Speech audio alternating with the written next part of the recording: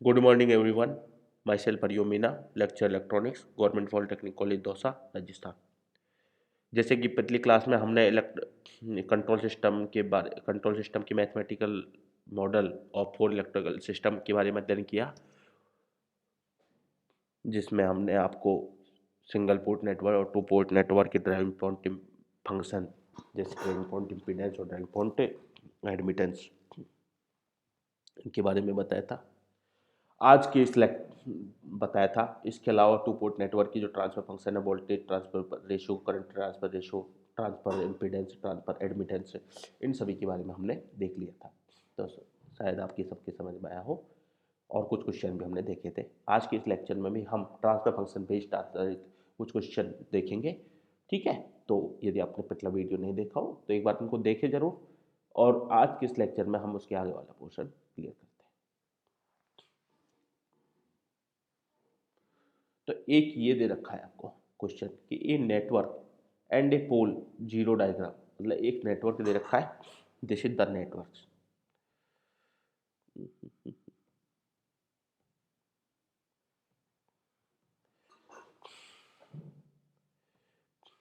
ये आपको एक नेटवर्क दे रखा है, ये नेटवर्क, और एक ये पोल जीरो डायग्राम देख रखा है।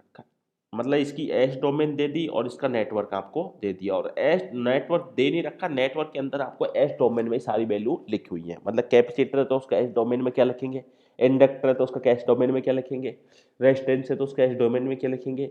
और इसके अलावा इसका पोल जीरो पैटर्न्स भी अपन को बता रखा है। पोल को अपन ने क्रॉस से डिनोट करते हैं, और जीरो जो होता है उसको हम जीरो से डिनोट करते हैं, या ओ से डिनोट करते हैं, मतलब जीरो से डिनोट करते हैं, ये लिखना है उसमें।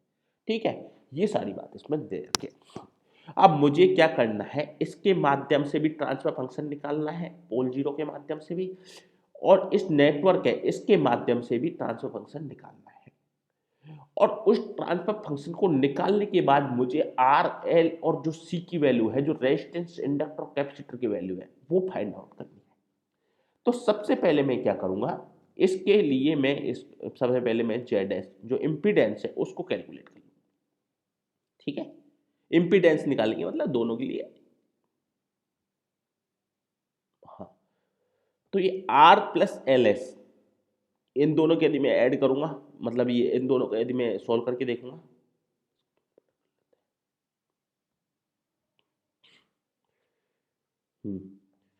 इन दोनों को मैं सॉल्व करूंगा तो ये आ जाएगा आर प्लस एल एस, और पैरेलल टू ये किसके है, वन बटे सी एस के। अब इसको मैं सॉल्व करूंगा तो यदि R plus L s parallel to one बटे सी एस है, तो एस का जो इम्पीडेंस है जेड एस, वो आ जाएगा आपका ये। इसके बाद में मैं इसको और ज़्यादा फर्दर सॉल्व करता हूँ, तो इसको सॉल्व करने पे ये जो एल जो वन बटे सी एस है, ये सी एस वाली टर्म है वो आपकी चल जाएगी नीचे, मतलब R C s L C s square plus one. ठीक है, ये आ गया आपका इम्पीडेंस, इम्पीडेंस आ गया। अब इस जेड एस बराबर क्या आ जाएगा, एल को आप इसमें लोगे कॉमन, एल को जैसे ही कॉमन लगो तो ये आ जाएगा एस प्लस आर बटे एल। ठीक है, और नीचे की साइड से किसको आप कॉमन लोगे, एल सी को कॉमन लोगे, एल सी को जैसे ही कॉमन लोगे तो ये आ जाएगा s square plus R C s divide by L C लिखोगे, प्लस वन बटे एल सी। तो इसमें से कैपेसिटर कैपेसिटर वो आपका उड़ जाएगा, मतलब हट जाएगा, मतलब कट जाएगा सी और सी, तो ये बचेगा आर बटे एल। अब इसके बाद ये क्या लिख दिया आपके, वन बटे, हाँ वन बटे सी एस प्लस आर बटे एल, और ये आपका एस स्क्वायर प्लस आर बटे एल एस प्लस वन बटे एल सी। अब यदि मैं इसका पोल जीरो पैटर्न है, पोल जीरो पैटर्न है, पोल जीरो पैटर्न में मैं इसको लिखूंगा तो इसमें पोल इसका जीरो कहाँ पे है, टू पे, और पोल कहाँ पे है इसका माइनस वन प्लस जे, और माइनस वन और माइनस जे पे। ठीक है, तो इसके अंदर क्या लिखोगे, पोल पोल जीरो में तो ये के एस प्लस टू, टू पे इसकी आगे जीरो, तो एस प्लस टू को आप लिख दोगे। ठीक है, जीरो हो जाए एस प्लस वन माइनस जे, मतलब माइनस वन प्लस जे पे थी, एक माइनस वन प्लस माइनस जे पे थी, तो उनको आप सोल्व करोगे तो इसमें ए माइनस बी और ए प्लस बी जो आपने एल्जेब्रिक में फॉर्मूला पढ़ा था, जिसका अर्थ होता है A minus B multiply by A square, A plus B तो A square minus B square, तो यहाँ पे एस प्लस वन का स्क्वायर माइनस जे वन का स्क्वायर, तो इसको सॉल्व करोगे तो ये फाइनल आपका आएगा एक्सप्रेशन जेड एस बराबर कि एस प्लस टू। और ये आ रखा है आपका नेटवर्क से। अब इसके बाद आप क्या करोगे नेक्स्ट, इसमें इसमें क्या करोगे, जो के की वैल्यू है, ये के की वैल्यू आपको फाइंड आउट करनी है। के की जो गेन है इसकी वैल्यू, इसको फाइंड आउट करने के लिए आप क्वेश्चन को दोबारा पढ़ोगे। अब इसमें क्या लिख रखा है, जेड जीरो पे इसकी वैल्यू, मतलब जब जेड जीरो, मतलब जब जेड, जब इसका इम्पीडेंस है इनिशियली कंडीशन पे क्या है, 2 है, ठीक है, 2 है, तो इसमें आप एस की वैल्यू पुट करोगे 0। एस की वैल्यू जैसे पुट करोगे तो यहाँ पे 0, इस जगह पे भी 0, ये भी 0, और ये 2 से 2 कट जाएगा, और जेड जीरो की वैल्यू क्या बताई है मैंने, 2 बताइए, तो के की वैल्यू क्या आ जाएगी, 2, सिंपल, तो ये आ गई के की वैल्यू 2, ठीक है, जेड जीरो, ये सारी कैलकुलेशन में 2। अब इसके बाद में जेड एस है, जेड एस में के की वैल्यू आपने क्या कर दी, 2 पुट कर दी, और ये आपका आ गया एक्स पे से, ठीक है।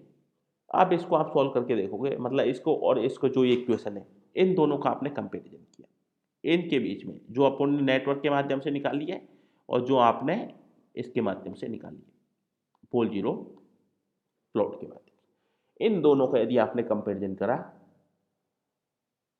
तो 1/c को मैं लिख सकता हूँ 2, ठीक है, R/L है, R/L बराबर करा मैंने 2, और 1/LC, जो 1/LC की वैल्यू है, उस 1/LC की वैल्यू आ गई आपकी 2। ये बस मैंने जस्ट कंपेरिजन किया है, आप इसको खुद करके देखना, जो मैंने पोल जीरो पैटर्न है और जो मैंने नेटवर्क के, जो इलेक्ट्रिकल नेटवर्क के माध्यम से जो जेड एस की वैल्यू कैलकुलेट की थी, उन दोनों में कंपेरिजन करा, ठीक है। तो इसको कंपेरिजन करेंगे तो जो कैपेसिटर की वैल्यू 1/c की वैल्यू 2 है, तो कैपेसिटर की वैल्यू 0.5 आ जाएगी। इसको आप क्रॉस मल्टीप्लाई करके जैसे भी आप सोल्व करना चाहें वैसे आ जाएगा। सी की वैल्यू क्या आ गई, 0.5।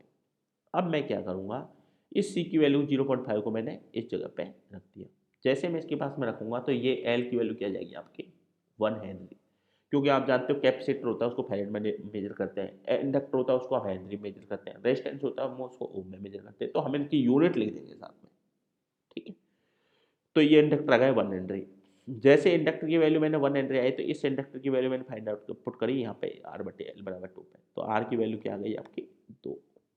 इस प्रकार से आपने जो उसके छुपे हुए कंपोनेंट थे, जो आरएलसी नेटवर्क, जो इलेक्ट्रिकल नेटवर्क था, और जो उसके छुपे हुए कंपोनेंट थे, उनको आपने पोल जीरो पैटर्न के माध्यम से फाइंड आउट कर लिया और दोनों को आपने देख लिया, ठीक है। इस प्रकार से हमने आरएलसी ये तीनों, ये मतलब ये फाइंड आउट करती है इसके इलेक्ट्रिकल कंपोनेंट। अब इसके बाद में क्या करेंगे, हम नेक्स्ट क्वेश्चन करते हैं। तो ये नेक्स्ट क्वेश्चन छोटा सा क्वेश्चन है, तो इसको एक बार करो। इसके अंदर क्या लिख रखा है, इसमें लिख रहा है find the transfer function of RC filter, ठीक है। आरसी फिल्टर, आरसी फिल्टर मतलब एक रेजिस्टेंस और कैपेसिटर, और इनके माध्यम से हमने एक फिल्टर बनाया है, ठीक है। आपने शायद पढ़े भी होंगे फिल्टर, नेटवर्क में भी पढ़ेंगे आप फिल्टर, कंप्यूटर कम्युनिकेशन में पढ़ेंगे आप फिल्टर। तो ये एक आरसी फिल्टर है जिसमें रेजिस्टेंस और कैपेसिटर का आपने यूज किया, और इन और आर और सी जो कैपेसिटर है उनको मैंने टाइम डोमेन की बजाय एस डोमेन में सीधा लिख के दे रखा है, ठीक है। और इसमें जो इनपुट है वो V1S है, जो इस जगह पे लगा है, ये 2 पोर्ट नेटवर्क टाइप है, और ये I1S आपका इसमें करंट फ्लो हो रहा है।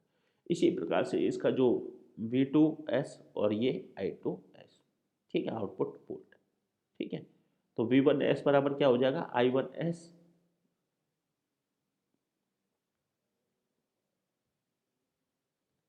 तो यदि मैं V1S की तरफ से इधर से यदि मैं वो लगाता हूँ इसमें KVL, तो V1S बराबर आ जाएगा I1S multiply by R and plus 1 I1S 1/CS, ठीक है। तो ये आ जाएगा आपका V1S, ठीक है। तो V1S, और ये आ जाएगा आपका I1S और R प्लस 1/CS। तो ये I1S है, तो इसको क्या लिखोगे आप, RCS प्लस 1। V2S है, तो V2S को क्या लिखोगे आप, V2S बराबर I1S इंटू 1/CS, ठीक है। आप इनको सॉल्व करोगे, मतलब V2S डिवाइड, मतलब इसमें ट्रांसफर फंक्शन निकाल रहे हैं, तो ये इसका आउटपुट हो गया और ये इसका इनपुट हो गया, तो V2S डिवाइड बाई V1S। तो इसको V2S को आप डिवाइड करोगे तो वो I1S RCS प्लस 1/CS, और फिर इसको मैं सॉल्व किया, सॉरी ये तो V1S था, तो V2S है तो इसको I1S 1/CS, और ये चीज़ को मैंने नीचे लिखूंगा तो इसको 1/RCS divide by RCS plus 1। तो ये आपका आ गया ट्रांसफर फंक्शन। तो शायद आपके सबके समझ में आया होगा कि कैसे मैंने ट्रांसफर फंक्शन को निकाला, कैसे मैंने RLC की वैल्यू फाइंड आउट करी पोल जीरो पैटर्न के माध्यम से, और ये कैसे हम ट्रांसफर फंक्शन निकालते हैं, कैसे उसको टाइम डोम में उसको हमें उसके पोल और जीरो को निकालते हैं। ठीक है, तो ये 3-4 सवाल जो मैंने कराए पिछली क्लास में और इस क्लास में, इनको सबको एक बार करके देखना। शायद मैं टेस्ट में इनमें से कुछ दे सकता हूँ आपको। तो एक बार ये है कि इनको करके देखना और आपको जो बहुत ज़्यादा क्लियरिटी हो जाएगी ट्रांसफर फंक्शन के बारे में। जो ट्रांसफर फंक्शन इसमें बार बार आता रहता है और आपके क्वेश्चन भी आते हैं ऐसे इस बार। इसके अलावा आप ये जो टाइम कांस्टेंट फॉर्म है इसको देख लेना, 1 + की फॉर्म में लिखते हैं इसमें, बस खत्म। एक मिनिमम फेज फंक्शन होता है। मिनिमम फेज फंक्शन का मतलब होता है कि लाप्लास की जो उसके जो पोल और जीरो है वो हमेशा left hand of s plane में लाई करें। Left hand of s plane का मतलब ये हुआ कि इसके इधर की साइड, मतलब इस साइड में वो एग्जिस्ट करे, चाहे वो यहाँ एग्जिस्ट करे चाहे वो यहाँ एग्जिस्ट करे। तो या इस मतलब ये जो लाइन है ना इसके आपको लेफ्ट में देखना है, और RHS का मतलब ये राइट हैंड साइड में। जैसे अपन बैठे हुए हैं सामने तो ये अपना जो लेफ्ट हाथ है तो वो लेफ्ट हाथ के साथ, ठीक है। तो इस टाइप से ये आपका जो क्वेश्चन मतलब 2 क्वेश्चन को खत्म कर लिया। अगले जो लेक्चर है उसमें मैं आपको कुछ मतलब कंपेरेटर के बारे में पढ़ाऊंगा, और कंपेरेटर के बारे में हम अगली क्लास में पढ़ेंगे। ठीक है, थैंक यू सभी को।